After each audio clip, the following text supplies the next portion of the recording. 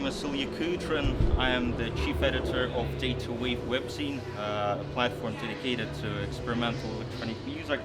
And my guest is one of the founders of Dolphins into the Future project, Lieven Martens. Nice to meet you. Nice to meet you, man. Yeah, so basically, this is not your first gig in the United States, right? I don't think so. Yeah, so basically, what are your memories of your performances in this country? What are the most memorable aspects of your experience of live shows here in the US? Oh, that's a good question. Because I played quite some cities. It's difficult to pick some out. What is definitely cool is that, and that's kind of universal here, because the audience is always really responsive. Like, people come up to you and talk about the music, and that's nice. I like it to be very communicative, you know? Because that depends sometimes. In some countries, people are more a bit shy-ish, I guess. But I like to, be among the audience or something. So you're more like very like open-minded in terms of the communication. Right? Yeah.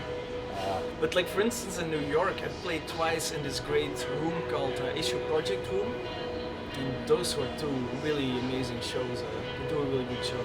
Yeah. Mm-hmm. Got it.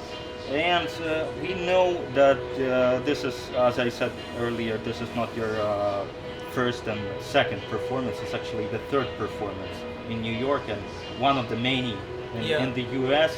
So what did you prepare for this time?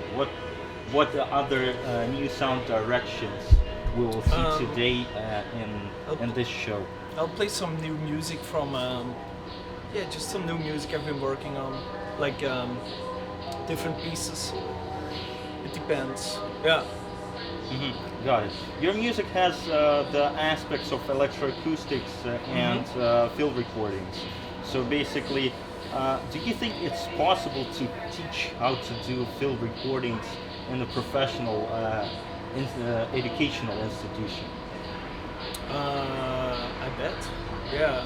Or I don't know what you mean with that question. Like in terms of because I mean the field recordings is taught in many, for example, in the U.S. institutions as well. Do you think it's possible to teach how to record properly the environmental sounds? I guess so. Yeah, of course. Yeah, like everything, it's like mastering an instrument, you know. Mm-hmm. Like if you want to study the piano, you take piano lessons. Same with the field recording. Yeah, you're gonna have to check, find your preferred microphones and recordings, and you kind of have to be one with. It's not what the instrument or the device does for you, but how the device becomes an extension of your ears or something. So I think you can teach it, but it's also what you're looking for, and trying to be attentive for what could be interesting sounds and and especially the framing too, why there's a sound, you know, because sounds have stories in them.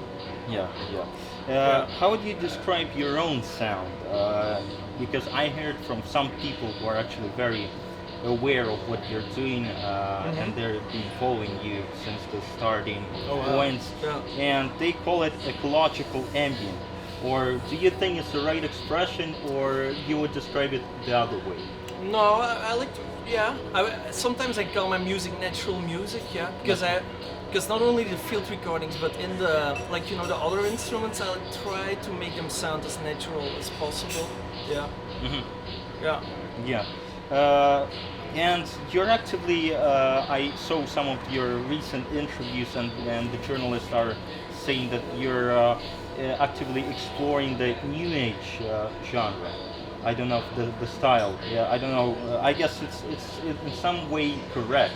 And in your opinion, why do many people actually, especially in Europe, have negative connotations with this expression? New age music, because it's kind of related to meditation, experiences. But the thing is, with Dolphins into the Future, I was definitely looking for Yeah, I was inspired by lots of just the conceptual ideas behind New Age or something. But I try to like walk away from it because it can also be like a very pressing vibe or something. And I want my music to be beyond that. Like, so I don't know if I think it's more. Yeah, instead of New Age, I would call it more like. Yeah, just more natural music or something. Natural. Because with the music, I don't want my music to be a pastiche or something, you know. And the new agey thing can be a trapdoor too, like, yeah. So it's definitely not a sonic movement, right? Because New Age is in some way became a movement Yeah. at some point. But I saw new music, like I was always super interested, and you have that in classical music too, or in rock and pop music too. Like I was always influenced by conceptual music, music that's highly conceptual and framed in an idea, instead of like just being music by itself. Like there's a whole like story around it or something. And just music, like I was influenced for a while by a lot of like 70s, 80s, I would say Californian music movement, you know, Marin County and stuff. And Yeah. what I took from them is like music can go so much beyond just being sounds coming from a record or from a speaker. It can be a story. So in that sense, I can relate to it, but I wouldn't call my music new age, I think, because it's sometimes, I don't know, I guess you can meditate to everything if you want, but yeah. Yeah. Do you consider I know your music has been released on the cassettes many times, and do you consider that the cassette culture is important for you personally? To be honest, not really. Not really. Yeah. Right? So the tapes are really not kind of your cup of tea in terms of... No. I mean, I release on tape sometimes, but for me, the format is sometimes secondary. I think it grew from 15 years ago, starting to do it. Like the tape was such a direct medium. So in that sense, and the sound, of course, has its quality. But yeah. Yeah. What sonic techniques are the most important for you now, at this moment, and why?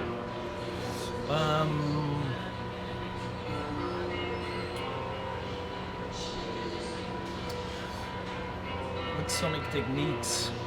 I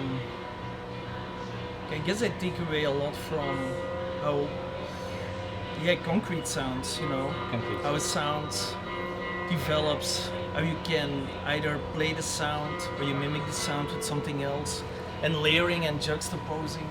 Yeah. Yeah. So it's something related to the concrete, right? Concrete, basically. Sorry? You said concrete. Yeah. Yeah. Like music concrete. Music concrete, yeah. Yeah. So yeah, it's I see some influence in terms of the kind of an old school of the music concrete movement. Yeah. So it's basically a lot of connotations that we can see in your artistic work. Yeah, there's a lot of connotations, but also we're in